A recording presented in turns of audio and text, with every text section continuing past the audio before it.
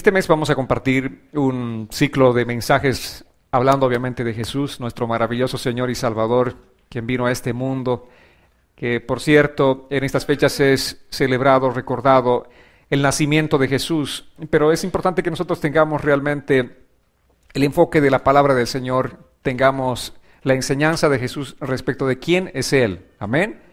Y que no tengamos simplemente una idea vaga de quién es Jesús en nuestra mente, sino tengamos la palabra clara en nuestro corazón de quién es Jesús, qué vino a hacer a este mundo, cuál fue su propósito. El título de la prédica de este día es Jesús tiene cuidado de nosotros. Tres personas solamente creen que Jesús tiene cuidado de nosotros. Jesús tiene cuidado de nosotros. Bueno, por ahí vamos avanzando con un 40% que sí cree. Y sinceramente ese amén está reflejando, aunque no es un tema de broma o de algo parecido, pero ese amén está reflejando genuinamente nuestra confianza en Jesús. Y no es solamente de nosotros, sino también fue de los discípulos, así que eso iremos este día a compartir en la palabra. Vayamos a Juan, capítulo 6, versos 1 al 6. Acompáñame hasta allí, el Evangelio de San Juan, capítulo 6, versos 1 al 6. Dice así la palabra del Señor. Después de esto, Jesús se dirigió al otro lado del lago de Galilea, el lago de Tiberias. Y una gran multitud lo seguía porque veía las señales que hacía en los enfermos. Entonces Jesús subió a un monte y se sentó allí con sus discípulos. Ya estaba cerca la Pascua, la fiesta de los judíos, cuando Jesús alzó la vista y vio que una gran multitud se acercaba a él. Le dijo a Felipe: ¿dónde compraremos pan para que éstos coman? Pero decía esto para ponerlo a prueba, pues él ya sabía lo que estaba por hacer. Amén. ¿Cuántos saben que Jesús siempre sabe lo que va a hacer en nuestras vidas? Él sabe lo que va a hacer en cada una de nuestras circunstancias. ¿Pero qué hace Él? Como a Felipe nos dice, ¿qué haremos? Y ahí es donde nosotros desesperamos, ¿verdad? Y ahí es donde no sabemos cómo responder a esa pregunta de Jesús cuando Él nos dice, ¿qué haremos? La principal razón, lo dice el Evangelio de Jesucristo, de por qué Jesús vino a este mundo fue para salvarnos y rescatarnos de nuestros pecados, para llevarnos de la muerte a la vida eterna, para comprarnos con su propia sangre preciosa el precio de nuestra salvación. Él nos compró, somos redimidos suyos, somos comprados por Él, por la sangre de Cristo, le pertenecemos a Él. Amén. Todos los que hemos dado ese paso de fe, todos los que hemos decidido en nuestra vida entregarle nuestro corazón a Jesucristo, pues somos de Él, no nos pertenecemos a nosotros mismos. Entonces, el Evangelio de Jesucristo dice que la principal razón de por qué Jesús vino al mundo fue para salvarnos y darnos esa vida espiritual, rescatarnos de nuestros pecados. Pero también, al margen de ese propósito fundamental, Jesús vino a tener cuidado de nosotros, que somos sus hijos, a enseñarnos a confiar en Él. Vino a sanar nuestras enfermedades, nuestras dolencias. Él vino a suplir nuestras diferentes necesidades físicas y materiales. Amén. Es importante que entendamos esto, aunque la palabra claramente nos dice que estas son las añadiduras del Señor. Lo primero es el reino de Dios y su justicia, y esto es secundario, estas son añadiduras. Pero a veces nos desenfocamos nosotros de este mensaje central y empezamos a ir a extremos, ¿no es cierto? No, nosotros, no vamos a predicar acerca de que Jesús está interesado en nuestras necesidades materiales. Eso es salirnos, obviamente, del contexto, irnos a un extremo. Sí, Jesús, primeramente, como dijimos, el enfoque es el espiritual, pero también tenemos que entender nosotros con total certeza de que Él tiene cuidado de todas nuestras necesidades. Ahora, una cosa diferente sería hablar todos los domingos solamente acerca de esas necesidades materiales. Y ahí es donde muchas iglesias van, ¿no es cierto? Ahí es donde muchas doctrinas obviamente apuntan y se salen del enfoque esencial de la predicación del Evangelio. Pero nosotros tenemos que entender la palabra del Señor de manera integral, de manera completa. Por eso Jesús les dijo a sus discípulos en Mateo 28, vayan y enseñen todo lo que yo les he enseñado. ¿Y qué hicimos nosotros? Empezamos a poner énfasis. Desde allí vienen los nombres de las iglesias. Iglesia Cristiana del Amor. Entonces aquí hablamos solamente del amor. Iglesia Cristiana de la Gracia, ¿no? Aquí nuestro énfasis es la gracia. Iglesia de la Santidad. Aquí nos importa solamente la santidad. Iglesia, bueno, así podemos enumerar diferentes nombres de iglesias. Cada nombre está dando a conocer una pauta de dónde va esa iglesia, ¿no es cierto? ¿Cuál es el énfasis? Pero Jesús no nos dijo que solamente hablemos de la gracia, no nos dijo que hablemos solamente del amor, no nos dijo que hablemos solamente de la santidad, sino de todo el evangelio completo. ¿Amén? Ese es el mensaje de Jesús. Vayan y prediquen el mensaje completo. Allí es donde tienen que orar por esa gracia del Señor sobre mi vida para que como su pastor les esté predicando permanentemente el mensaje completo de Jesús. Amén. ¿Hacen el compromiso de orar por su pastor? Amén. Gloria a Dios por ello. Cuando caminamos con Jesús, no solamente recibimos entonces la vida eterna, sino también recibimos tantos beneficios. Son incalculables los beneficios que tenemos todos los días, de cuánto el Señor realmente nos cuida, de cómo el Señor tiene cuidado de cada circunstancia de nuestras vidas, de cada detalle de nuestras vidas. Hace pocos minutos hablaba con una hermana que me decía, pensaba que estaba en lo último de mi vida, pensaba que era el último momento, y la verdad que sí, hay circunstancias que pasamos que no sabemos cuándo podemos decir adiós a este mundo e irnos a la presencia del Señor.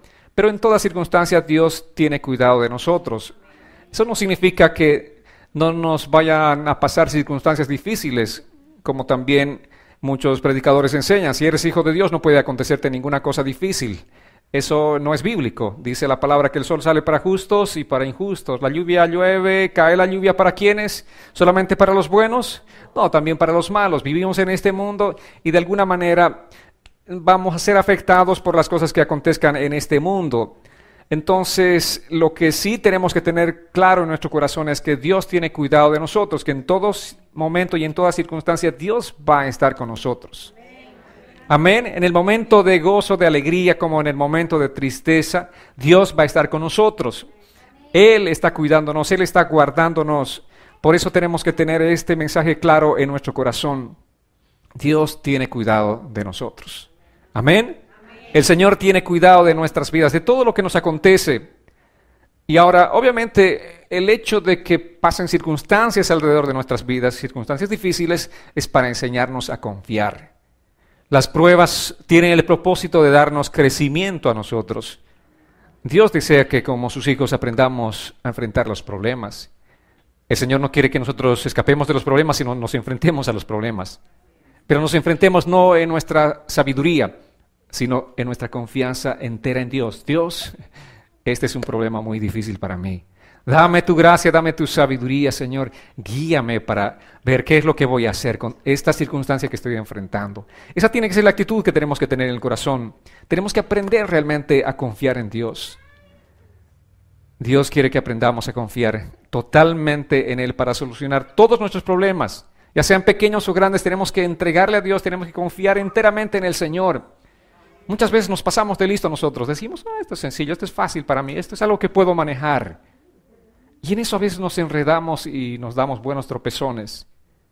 ¿Saben qué? En todo momento, en toda circunstancia, no importa cuán bueno seas en algo, primeramente preséntate en oración y dile, Señor, necesito tu guía y tu dirección para hacer esto que tengo que hacer. Yo sé qué es lo que tengo que hacer, pero, Señor, tus caminos son más perfectos que los míos. Tu conocimiento, tu inteligencia es superior que la mía. Así que, amados, somos cristianos y como cristianos que somos muchas veces estamos acostumbrados a vivir, digamos, una religiosidad o hacer las cosas de manera religiosa. Venimos a la iglesia, alabamos, escuchamos la palabra, hacemos muchas cosas aquí en la iglesia, pero cuando enfrentamos circunstancias difíciles empezamos a desconfiar de Dios. ¿Verdad?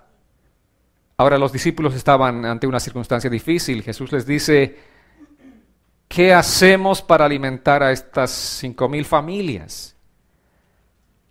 Jesús sabía lo que tenía que hacer, ¿verdad? Pero les pasó a ellos en este momento la carga, les dijo, ¿qué hacemos? Y allí es donde los discípulos empezaron a morderse las uñas, a quitarse los cabellos de desesperación, de ansiedad, porque ellos no sabían qué iban a hacer. Esto simplemente para ellos era algo imposible, algo difícil de atender. ¿Por qué Jesús les dice, ¿qué hacemos? En la misma palabra tenemos la respuesta. Pero aquel día los discípulos estaban en serios problemas, no sabían qué hacer. ¿Por qué Jesús nos permite pasar circunstancias difíciles en nuestras vidas? ¿Por qué Jesús nos pone a prueba a nosotros?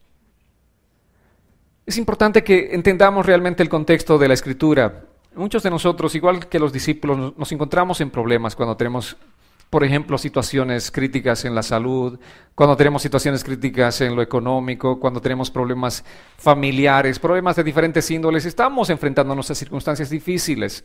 Ahora, muchos de nosotros nos preguntamos por eso. ¿Por qué Jesús permite que estemos pasando lo que estamos pasando? Y empezamos a dar vueltas sobre el asunto y no sabemos cómo solucionar los diferentes problemas.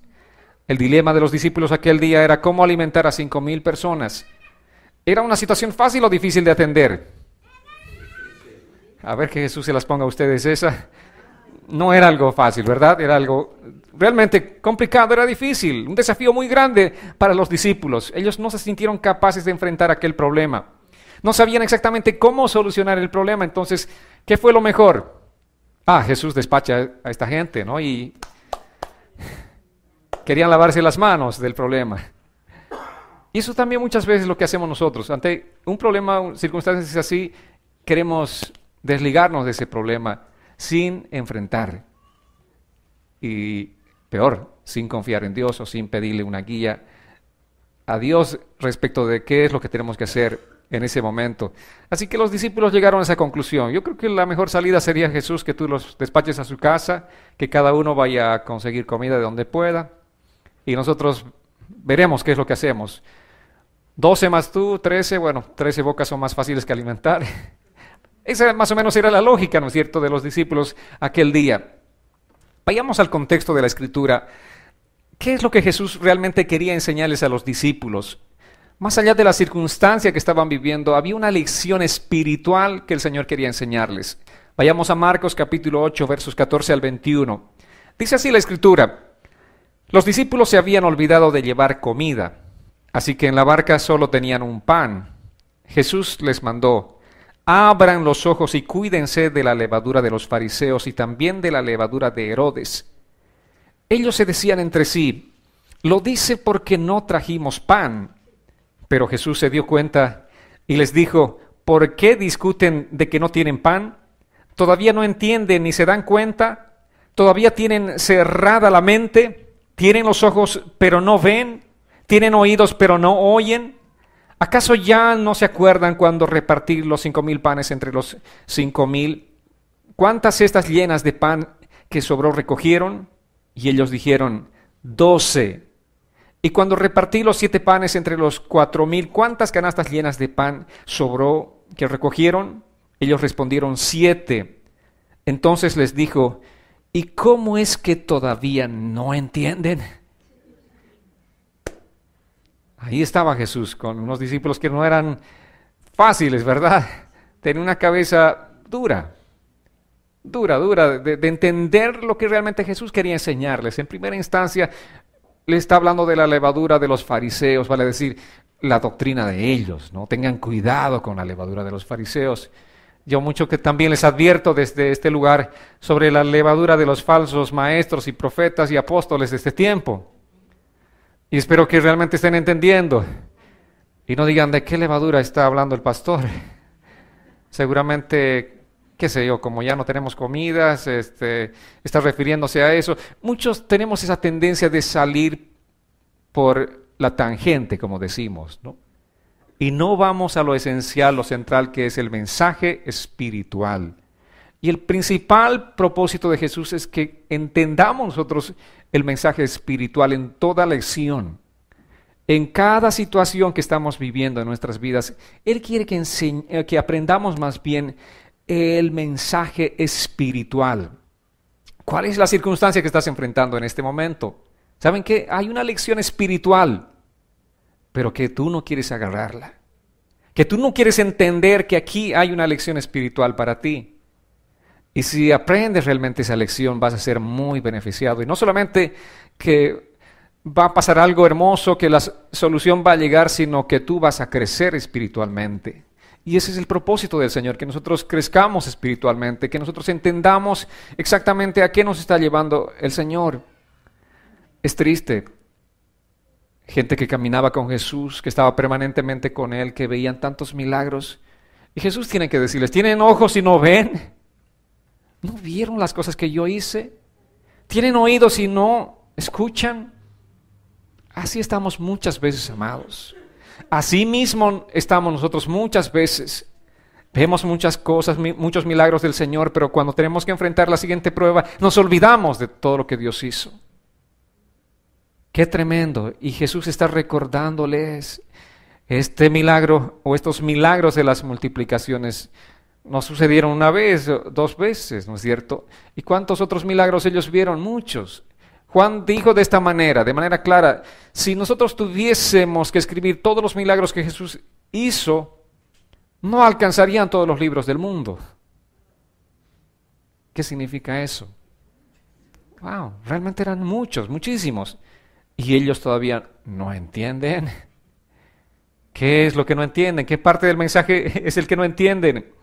Jesús les hablaba acerca de aprender a confiar en Él, pero ellos no estaban conscientes de todos los milagros que el Señor estaba haciendo. Ellos no estaban conscientes de que eso podía aplicarse a sus vidas. Ellos no estaban creyendo totalmente al Señor. Ellos seguían sacando conclusiones en su mente carnal. Y eso es lo que nos pasa a nosotros. Nos enfrentamos ante un problema, situaciones, circunstancias, pero estamos sacando soluciones con nuestra mente carnal. No vamos delante del Señor a decirle, Dios, ¿qué es lo que tengo que hacer en esta circunstancia? Ellos empezaron a hacer cálculos, ¿verdad? ¿Qué hacemos? Un poco de matemáticas. Vieron sus propias circunstancias, pero no vieron qué podían ellos hacer con Jesús y quién era Jesús. ¿Y qué es lo que Jesús podía proveerles a ellos? En este día también nos dice a nosotros, ¿cuántos milagros hice en tu vida? ¿Cuántos milagros hice en tu vida? ¿Cuántas veces te saqué de apuros, de aprietos? ¿Cuántas veces? Dios hizo muchas cosas, ¿verdad? ¿Y aún sigues dudando de mi poder? Es la pregunta del Señor. Muchos no hemos visto una vez, sino muchas veces manifestarse a Dios en nuestras vidas, los milagros del Señor, de cómo Él nos sacó de cada circunstancia difícil. No hemos visto una vez, sino muchas veces. ¿Por qué nos cuesta trabajo creerle una vez más al Señor? ¿Por qué nos cuesta trabajo nuevamente creerle y confiar en el Señor, creer que Él tiene control de nuestras vidas, amados? No, eso es lo que Jesús nos está diciendo aquí.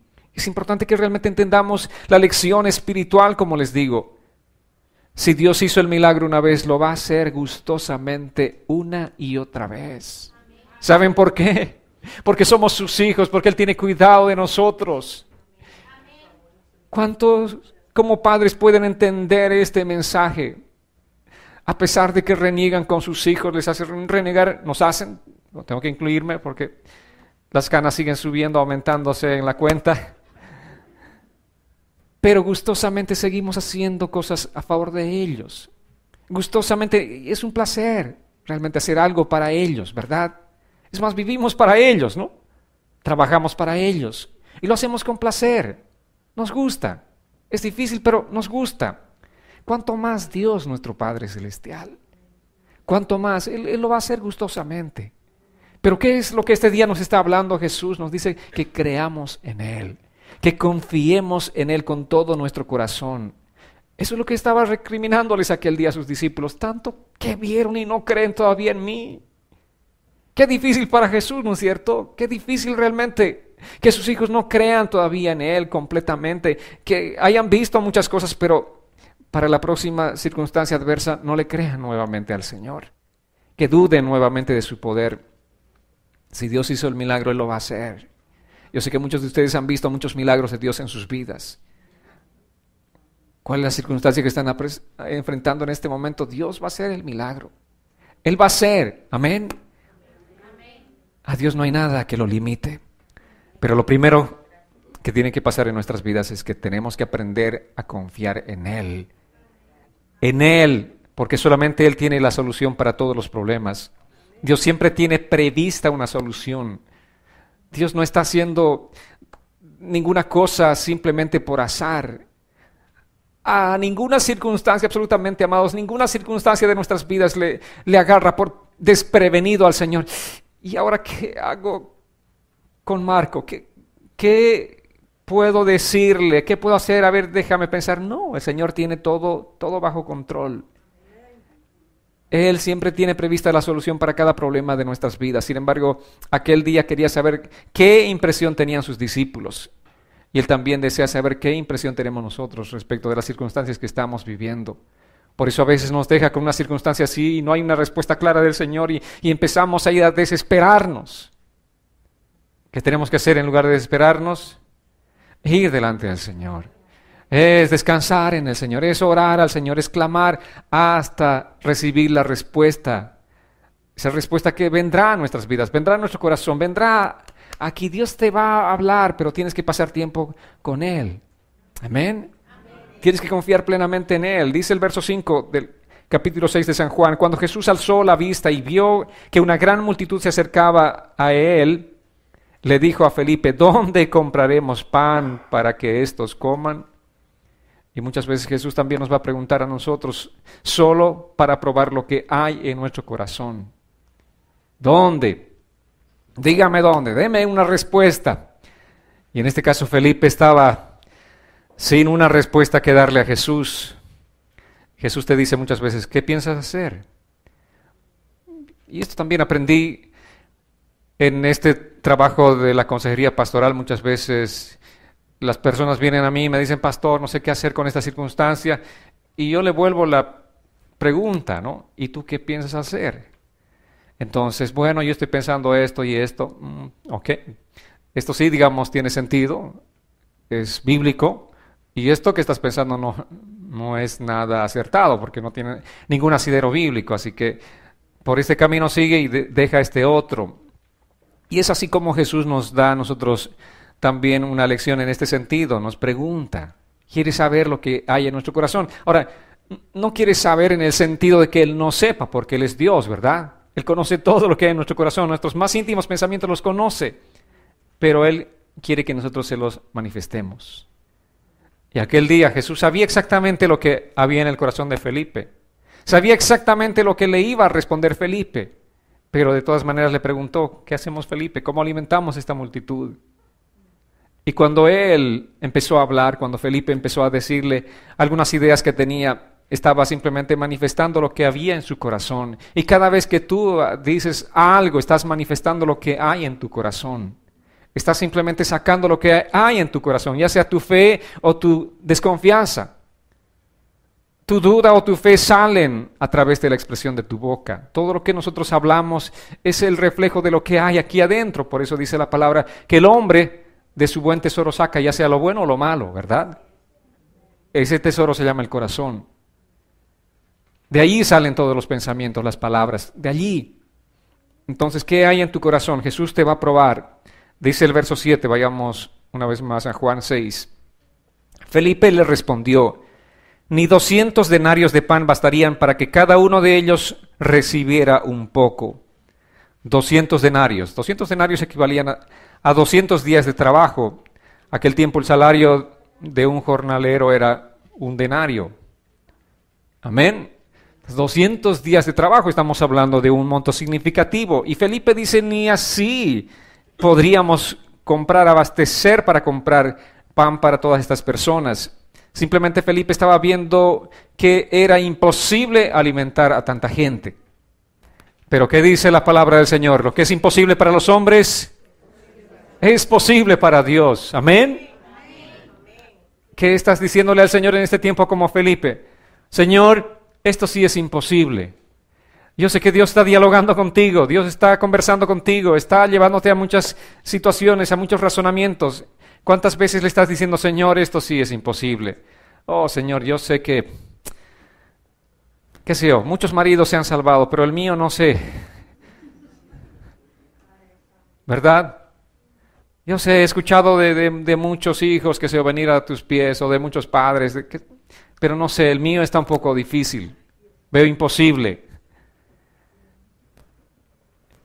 ¿Será así? ¿Será imposible para Dios?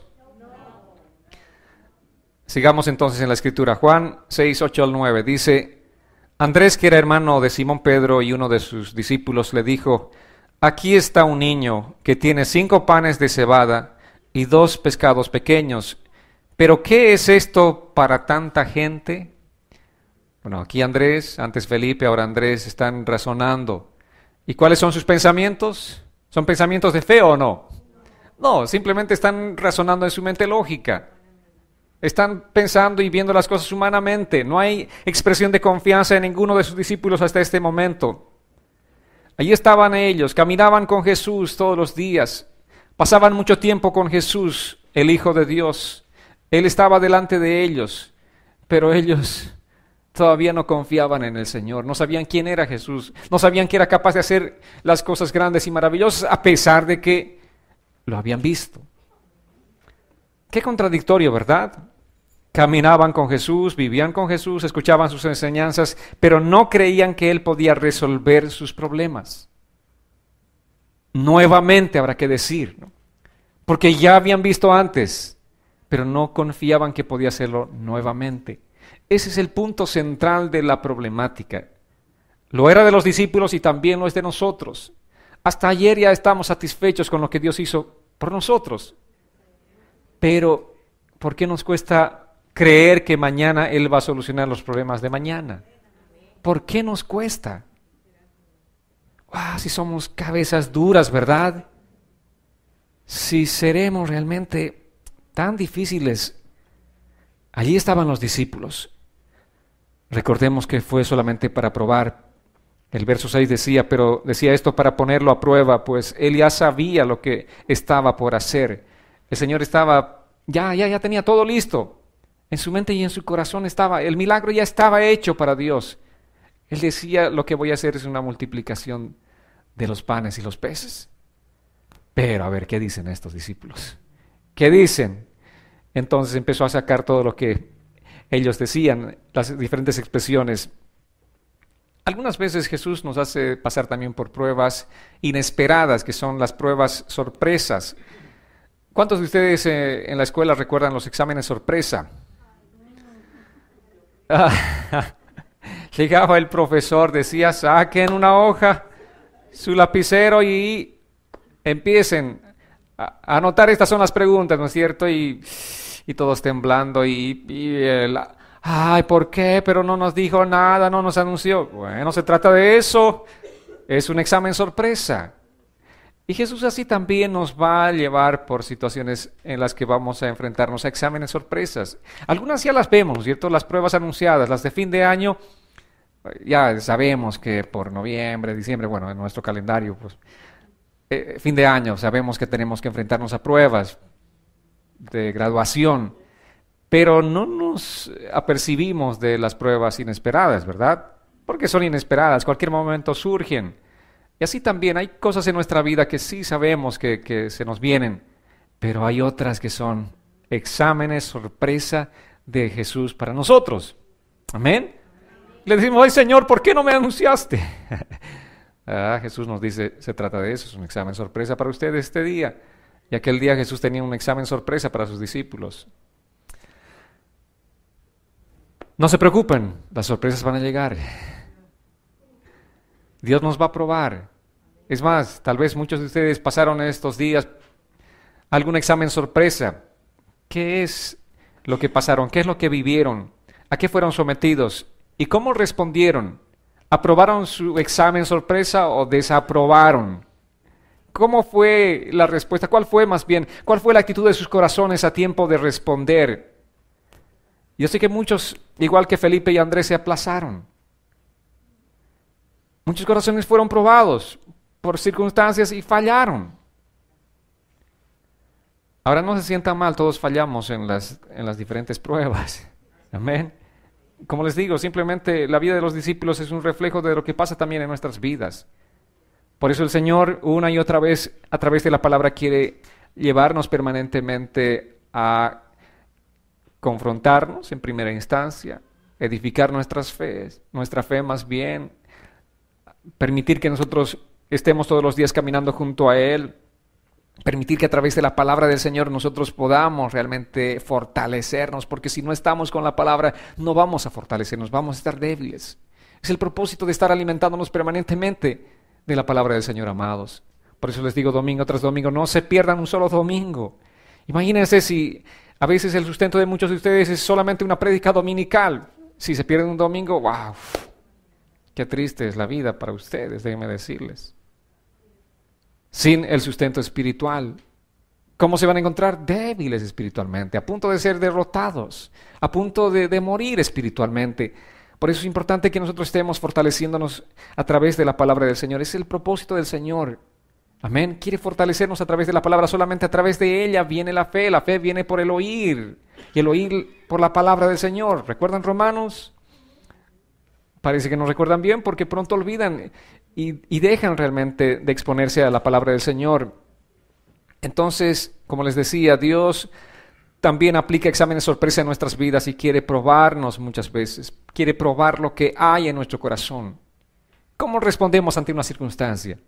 Sale inmediatamente lo que hay en nuestro corazón. No podemos ocultar nada, ¿verdad? Ese momento, en el momento del examen sorpresa, sale lo que hay en nuestro corazón. Si hay compasión, sale la compasión. Si hay dolor, sale el dolor de nuestro corazón. Si hay lo que sea que haya, sale inmediatamente el corazón. Salta inmediatamente lo que hay en nuestro corazón. Entonces, es bueno que salgan estas cosas porque nos apercibimos de las cosas que hay en nuestro corazón. Y una vez que saltan estas cosas, si son cosas malas, pues tenemos que ir delante del Señor y decirle, Dios, ayúdame a cambiar. Señor, cambia mi corazón. Mira cómo reaccioné de una manera impropia en una circunstancia así. Oh, Señor, perdóname por mi falta de fe. Perdóname por tu dar en ti, Señor. Sí, he visto muchas veces tu milagro maravilloso en mi vida, pero esta vez dudé de ti. Tiene que llevarnos a enfrentarnos así, a esa realidad con el Señor. Jesús sabe lo que tiene que hacer en nosotros también. Amén. Él sabe, Él tiene exactamente todo en mente. Pero muchas veces nosotros tratamos de resolver los problemas a nuestra manera. Y ese es nuestro principal error. No buscamos a Dios para la solución de nuestros problemas. Ese es nuestro principal error, amados. ¿Qué es lo que hacemos ante una eventualidad? Empezamos a ver como Felipe y como Andrés, empezamos a hacer cálculos, qué es lo que podemos hacer, qué soluciones podemos dar a este problema. Pero no vamos delante del Señor. No le decimos, Dios, ¿qué hago? ¿Verdad? ¿Por qué actuamos de esa manera, amados? Este día el Señor nos dice que cambiemos nuestro corazón y nuestro comportamiento. Tenemos que hacer las cosas apropiadas. Es interesante, estaba escuchando unas historias paralelas que me llamó mucho la atención respecto de lo que nosotros tenemos que realmente hacer como padres principalmente. Tenemos que dar testimonio, por ejemplo, a nuestros hijos de nuestro estilo de vida consagrado y dedicado al Señor. Y no hay mejor circunstancia y no hay mejor oportunidad que testificar a nuestros hijos, por ejemplo, que las circunstancias difíciles. Que cuando el padre y la madre reúnen a sus hijos y les dicen, hijos, estamos ante una situación difícil. Vamos a buscar al Señor. Vamos a orar al Señor para que Él nos guíe en esta circunstancia. Solamente Dios puede darnos una salida y una respuesta. Imagínense, pasa la circunstancia, Dios obra a favor de ustedes. ¿Cuál va a ser la fe de los hijos? Va a ser una fe fortalecida, va a ser una fe robustecida. Ellos van a crecer espiritualmente, ellos van a creer y confiar en Dios, no solamente de oídos, no solamente por las historias que les leen, ¿no es cierto?, de la palabra, sino sabrán que Dios es vivo y tiene cuidado de nosotros, de nuestra familia. Entonces la mejor circunstancia para enseñarles a ellos es el momento de la prueba. Y es más, ellos están viendo lo que estamos haciendo nosotros. Lo bueno o lo malo que estamos haciendo, ellos están absorbiendo. Por cierto, esa historia que les decía, que me llamó la atención, era de dos jóvenes, dos muchachas. Una de ellas dijo, mis padres decían ser cristianos. Cuando estaban en la iglesia, ellos levantaban las manos, alababan a Dios, pero cuando llegaban a casa era el inicio de las peleas, peleas tras peleas.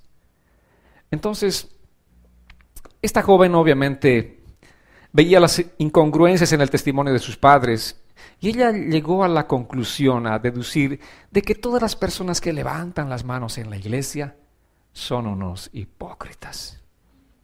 deducción de una niña, de una muchacha. Entonces cada vez que veía a algunas mujeres, hombres levantando las manos, hipócritas, hipócritas, todos eran hipócritas. Resulta que otra joven que también venía a la iglesia, venía con su madre, solamente ella, y en la iglesia obviamente veía a la madre levantar las manos durante la alabanza y adorar a Dios con una reverencia hermosa. Y en casa esta mujer, a pesar de que su esposo no era cristiano, era una mujer realmente de buen testimonio cristiano. Entonces esta joven tenía la impresión de que todas las mujeres que levantaban las manos en la iglesia eran como su mamá. Eran cristianas devotas, eran cristianas de verdad. Cada vez que había una mujer levantando las manos decía, ay, debe ser como mi mamá. ¿Saben qué? Es eso lo que acontece. Lo que estamos nosotros viviendo en casa es definitivamente la lección que estamos imprimiendo en los corazones de nuestros hijos. Amén. Como te ven a ti, el cristianismo que ven de ti es la impresión que van a tener de la iglesia y de la gente. ¿Por qué la gente a veces protesta tanto contra los cristianos y contra la iglesia? Y con razón dicen, estos son unos hipócritas. Es la conclusión, ¿no es cierto? Piensan que todos son de la misma calaña, como decimos en ese dicho popular. Pero obviamente que no es así, ¿verdad? Obviamente que no todos los que levantan la mano son hipócritas, o no todos los que levantan las manos son cristianos devotos. Habemos de todo en la viña del Señor. Pero el propósito nuestro es que todos crezcamos dando un buen testimonio, que todos confiemos en el Señor, que todos llevemos a nuestros hijos por esos senderos de la fe, la confianza en el Señor, de la devoción a Dios, de la adoración a Él. Y también les enseñemos que Dios tiene cuidado de nosotros, que ellos aprendan a vivir una vida confiada totalmente en el Señor, a descansar plenamente en el Señor. Tenemos que aprender a entregarle el problema a Dios y decirle, Señor, yo no puedo hacer nada con mi esposo, no puedo hacer nada con mis hijos, no puedo hacer nada con mi esposa, no puedo hacer nada con mis padres. Señor, lo único que puedo hacer es dar buen testimonio. De lo demás encárgate tú, Señor. Amén. Es todo lo que podemos hacer. ¿Qué más? Tú puedes tratar de meterle la palabra bibliazos a tu esposo, a tu esposa, a tus hijos, y no va a funcionar. ¿Quién va a poder cambiar ese corazón? Solo Dios. Tu parte es dar un buen testimonio. La parte de Dios es hacer el milagro. Eso es lo que nos corresponde a nosotros. Pero cuando tratamos de solucionar los problemas a nuestra manera, pues vamos a realmente entorpecer las cosas. En lugar de acercar a estas personas a Dios, lo que vamos a hacer simplemente es alejarlas. Y eso es lo que nos acontece. Vayamos a la historia una vez más, Juan capítulo 6, versos 10 al 14, dice así la Escritura. Entonces Jesús dijo, hagan que la gente se recueste.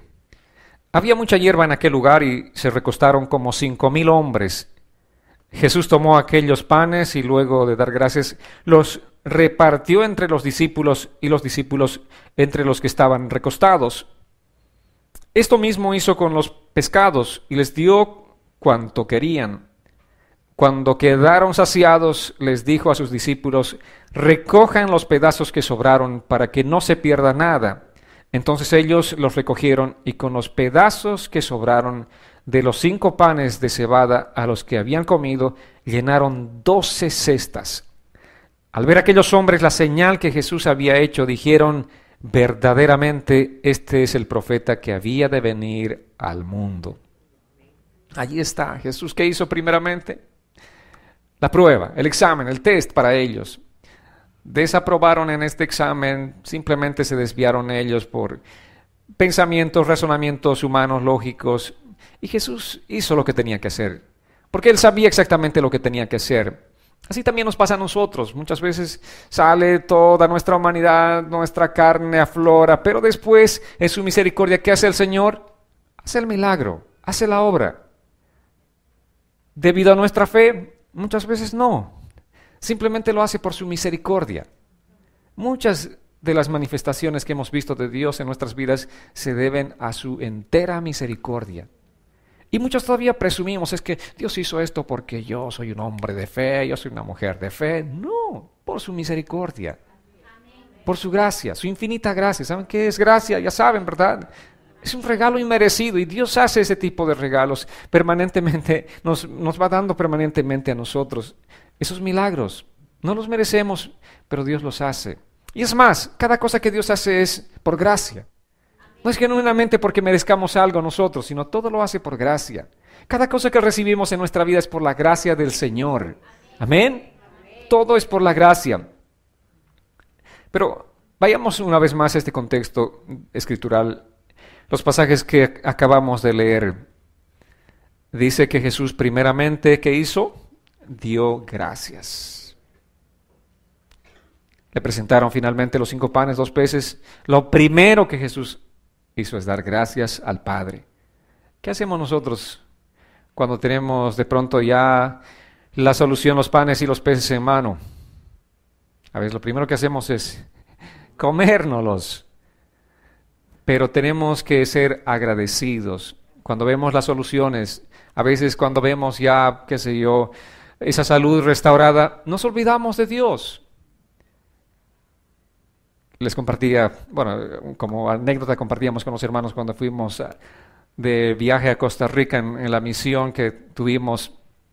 Cuando estuvimos en el avión, obviamente oramos con mis hermanos que estaban cerca. Esa es la oración del viajero, que nos habla acerca de la fe circunstancial, y de eso hablábamos. Bueno, les decía, oremos, hagamos la fe del viajero. Entonces oramos, pero también cuando llegamos a Costa Rica les dije, bueno, hagamos ahora la oración de agradecimiento. Pero usualmente, ¿qué hacemos? Nos encomendamos, pero cuando llegamos a tierra firme, nos olvidamos. Pensamos que fue una obligación de Dios traernos con bien, ¿verdad? O cuando nos pasan diferentes cosas buenas en nuestras vidas, obviamente nos encomendamos, le pedimos al Señor al principio, y cuando las hace Dios, nos olvidamos. No somos agradecidos con el Señor. Pero Jesús aquí, ¿qué tenía? Tenía los panes, tenía los peces en mano. Lo primero que hizo es dar gracias. Sé agradecido. Tienes que aprender a reconocer los milagros que Dios te da. Los milagros que Dios hace en tu vida. Sé agradecido. Amén. Amén. Tenemos que ser agradecidos. Dios hace muchos milagros. ¿Cuántos milagros que el Señor hace en nuestras vidas? Que a veces, por esa falta de gratitud, ni siquiera reconocemos que las cosas pequeñas son milagros que Dios hace en nuestras vidas. No somos agradecidos por nuestra vida, para empezar, ¿verdad? Y si nos duele la cabeza, renegamos contra el Señor. ¡Ah, Señor, por qué este día amanecí con la cabeza dolorida! Bueno, tienes la vida. Es un don de Dios. Y estás renegando por el dolor de cabeza. Los discípulos también estaban aquel día hambrientos. Pero Jesús les dijo, primeramente vayan y repartan. Después de orar, puso en las manos de los discípulos y les dijo, vayan y repartan. ¿Qué hubiera sido lo lógico tal vez en aquel momento? Bueno, miren, discípulos amados, para estar fuertes y repartir toda la comida a 5,000, hagan lo siguiente. Yo hubiese dicho tal vez eso aquel día, ¿no? Coman primero ustedes y después repartan. Pero ¿qué les dijo Jesús? Vayan y repartan. En primera instancia, eso es lo que tienen que hacer. Y aquí hay un principio importante, un principio que nos va a servir a nosotros para nuestra vida cristiana. El hecho de repartir en primera instancia.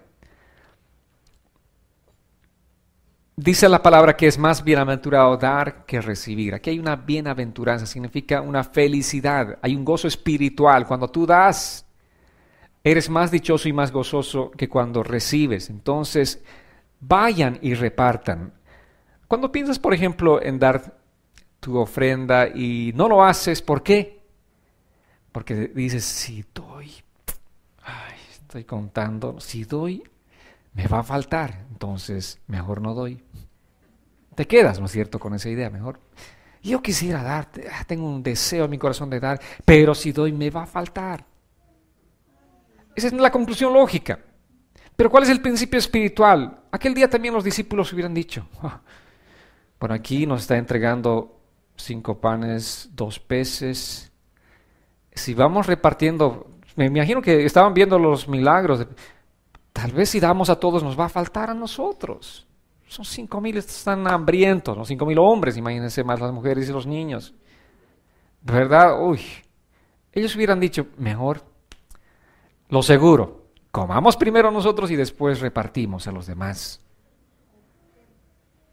Eso es lo que hacemos muchas veces, ¿no? Por eso nosotros no participamos de este principio tan elemental de Dios que es primero dar. Amén. Y ese es el mensaje aquí, da primero. No estés haciendo cálculos de que si das te va a faltar. Dios va a empezar a desatar su milagro sobre tu vida cuando tú hagas lo que dice la palabra que tienes que hacer. Amén. Entonces ellos comenzaron a repartir y lo maravilloso fue que no solo alcanzó para todos, sino que sobró. ¿Y cuánto sobró? 12 canastas llenas. Una por discípulo. Entonces ahí el dicho se manifestó realmente. El que parte y reparte, se queda con la mejor parte. Ustedes comieron de unos cuantos peces, para nosotros existe una canasta para cada discípulo. O sea, tenían ellos, la mejor parte había quedado para ellos. ¿Pero por qué? Porque hicieron lo que Jesús les dijo que hagan. No estés pensando que te va a faltar, simplemente reparte en primera instancia. Vamos a ir a propósito de este mismo sentir, este mismo corazón que aquel día Jesús estaba enseñando a sus discípulos, que se vio reflejado también en la vida de una mujer en el Antiguo Testamento. Acompáñame a Primera Reyes, capítulo 17, versos 8 al 16. Nos habla acerca de una situación bien difícil, complicada, en la que la gente estaba viviendo en aquel tiempo debido a la sequía, una crisis alimenticia bárbara. Así dice la palabra del Señor. Primera Reyes 17, 8 al 16. La palabra del Señor vino a Elías y le dijo, deja este lugar y vete a vivir por algún tiempo en Sarepta de Sidón. Ya he dispuesto que una viuda que allí vive te dé de comer. Elías abandonó ese lugar y partió a Sarepta. Cuando llegó a la entrada de la ciudad, vio a una mujer que recogía leña. Era viuda. Elías la llamó y le dijo, te ruego que me des de beber un vaso de agua. Ya iba la mujer por el agua. Cuando Elías la llamó y le dijo, también te ruego que me traigas un poco de pan. Pero ella le respondió, te juro por el Señor, tu Dios, que no he cocido pan. Solo me queda un poco de harina en la tinaja y unas gotas de aceite en una vasija. Con los leños que me viste recoger, voy a cocer el último pan para mi hijo y para mí. Después de comerlo nos dejaremos morir. Pero Elías le dijo, no tengas miedo, ve y haz lo que quieres hacer, pero antes cuece una pequeña torta bajo el rescoldo y tráemela. Después cocerás pan para ti y para tu hijo. El Señor, el Dios de Israel, me ha dicho, no va a faltar harina en la tinaja, ni va a disminuir el aceite de la vasija hasta el día que el Señor haga llover sobre la tierra. La viuda hizo lo que Elías le dijo, y los tres comieron durante muchos días, y tal como el Señor se lo prometió a Elías, no faltó la harina en la tinaja, ni bajó el nivel del aceite en la vasija. Esa es la fidelidad del Dios que conocemos. Amén. Y eso es lo que Dios quiere que hagamos nosotros, tener esa relación de confianza total en el Señor. Ahora estamos ante una circunstancia aquí en la que la palabra nos habla acerca de que Elías fue enviado por Dios para ser alimentado. ¿Por quién? A Dios solamente se le puede ocurrir enviar a un profeta a ser alimentado por una viuda. En este tiempo, cuando hablamos de viudas, hablamos tal vez de gente millonaria, ¿no es cierto? Porque heredaron las fortunas o los seguros. Pero en aquel tiempo era una total desgracia ser viuda. Era un colapso total. La viuda, por eso Jesús también dijo, ¿no es cierto?, que nos acordemos de la viuda, del huérfano y del extranjero. Ser viuda o huérfano o extranjero era realmente muy difícil. Y a Dios se le ocurre enviar a su profeta Elías a ser alimentado, a ser cuidado por una viuda. Bueno, la lógica de Dios definitivamente es tan contraria a la nuestra, ¿verdad? Nuestra lógica Bueno, yo no enviaría a Elías a ser alimentado por una viuda. Estaría viendo a ver qué familia es la más adinerada que puede dar un buen trato al profeta. Eso es lo que yo haría. Pero Dios no. Dios no va a no va a obrar conforme a nuestra lógica. La lógica de Dios es totalmente diferente y la sabiduría de Dios es diferente. Pero sobre todas las cosas, el punto aquí, el punto central es la fe. ¿Qué hizo Dios con aquella mujer? Simplemente desarrolló una fe tremenda. Dios hizo un milagro en ella. Elías no estaba confiando en lo que estaba viendo, sino en la promesa de Dios, en lo que Dios dijo que haría. Y Dios dijo que la harina y el aceite no escasearían. Entonces recibió la palabra Elías y fue donde la viuda. No discutió con el Señor, no le dijo, Dios, pero ¿cómo una viuda, Señor? Por favor, ten compasión de esta mujer, no me envíes allí. No, él simplemente le creyó a Dios. Y eso es lo que tenemos que hacer nosotros, creerle a Dios con todo nuestro corazón. Aunque las circunstancias sean tan difíciles, tan adversas y tan ilógicas, Dios, que haga esto. No, Señor. Haz lo que tienes que hacer confiando en Dios. Amén. Elías obedeció el mandato de Dios y la mujer obedeció la voz del profeta. Y todos fueron bendecidos y todos comieron, como dice la Escritura. Ahora, Dios no te va a dejar de suplir cuando tú ayudas a otros. Este es el principio espiritual. Dios no te va a dejar de suplir cuando tú ayudes a otros. ¿Amén? ¿Amén, iglesia? Amén. Pero si primero para mí, si ese es tu pensamiento, entonces es posible que el principio no se cumpla en tu vida.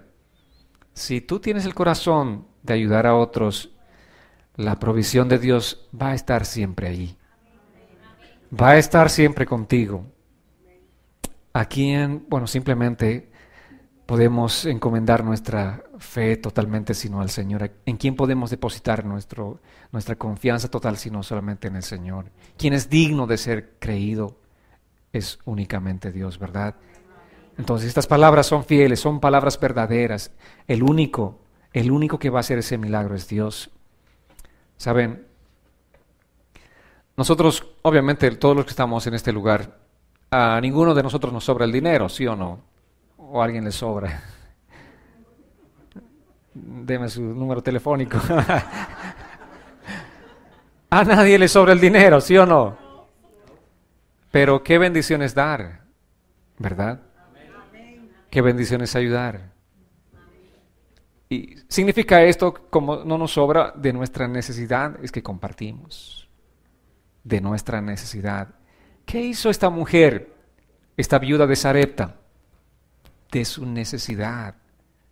Es más, era la última comida. Le dijo, esto es lo que pensaba, profeta. Comemos, mi hijo y yo y mi hijo, dice. Bueno, ella era por delante, estaba pensando primero en sí misma. Comemos esta comida y nos echamos a morir porque ya no hay futuro para nosotros, porque ya la crisis nos tocó de tal manera que no hay más esperanza de vida. Esa era su conclusión, a eso habían llegado, simplemente no había más alternativas que echarse a morir. Sin embargo, Dios envía al profeta directamente a esta familia, a esta casa y a esta mujer necesitada. ¿Y qué es lo que le pide el profeta? Primero dame de comer a mí. Uno diría, qué profeta egoísta ¿no? Claro, desconsiderado. Está pidiéndole la comida y esa poca comida que tiene la mujer viuda. Pero simplemente es para que el principio de Dios funcione aquí. Tiene que desatar la fe de esa mujer. Tiene que desatar la fe de esa viuda. De lo contrario, no va a venir la bendición. Un día Jesús estaba allí, dice, en el templo y veía que toda la gente pasaba a dar sus ofrendas. Bueno, enseguida vamos a tener también la oportunidad nosotros. Pero Jesús estaba viendo allí, dice, y vio a una mujer, seguramente era viuda, y parece anciana, que dio todo lo que tenía. Dice, los demás dieron de lo que les sobraba, pero ella dio todo. ¿Saben? Lo que más me impresiona a mí es por qué Jesús no la detuvo. Le dijo, hey, tú. No, tú. Pasa de largo, o sea, que estos den, ¿no? Jesús no dijo. Bueno, tal vez yo hubiese dicho, no, tú tranquila. Tal vez a los demás, tú tienes que dar más. ¿No? Pero Jesús simplemente permitió que esa mujer diese. Y obviamente Él estaba viendo su necesidad y seguro que Dios hizo un milagro, ¿verdad? Porque Él estaba dando testimonio delante de sus discípulos. Esta mujer dio todo lo que tenía. Los demás dan de lo que les sobra, pero ella dio todo su sustento. Dios no es deudor absolutamente de nadie. Pero ¿por qué Dios tiene que utilizar este principio, amados? Porque a nosotros nos cuesta dar, nos cuesta compartir, somos difíciles. Pero Dios, en su naturaleza misma, es un Dios dador. Por eso dice la palabra, porque de tal manera amó Dios al mundo que dio $5 millones, $5,000 millones, dio a su Hijo, dio a su propio Hijo, lo que más amaba, lo dio todo. Amén. Esa es la naturaleza de Dios, dar. Por eso cuando tú le pides, oras al Señor por algo, alguna circunstancia económica, material, una necesidad material que estés atravesando, Dios, por supuesto que te va a dar, pero quiere que le creas a Él. Amén. La misma palabra dice, si nosotros como padres humanos sabemos dar buenas dádivas a nuestros hijos, ¿cuánto más nuestro Padre Celestial? ¿Cuánto más Él lo hará? Pero muchos retienen la bendición de Dios sobre sus vidas porque están pensando primero en sí mismos y no en ayudar a otros, y no en dar. Así que, amados, realmente es importante que pensemos, meditemos en esta palabra y este día vengamos delante del Señor con nuestro corazón dispuesto para aprender a confiar en Él, para fortalecer nuestra fe en Él, para desarrollar un poco más nuestros músculos espirituales de fe en Él, en Dios. Eso es lo que el Señor quiere este día, amados. Quiero que vayamos a un par de citas y con eso terminamos. Vayamos a Jeremías 32, verso 27.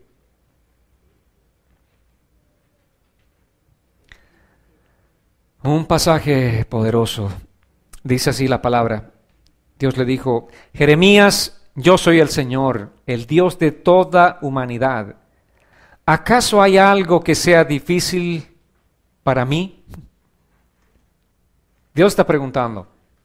Aquel día le preguntó a Jeremías, este día te pregunta a ti por tu nombre y apellido. Dios te dice, yo soy el Dios de toda la humanidad o de toda carne. ¿Acaso hay algo que me sea difícil?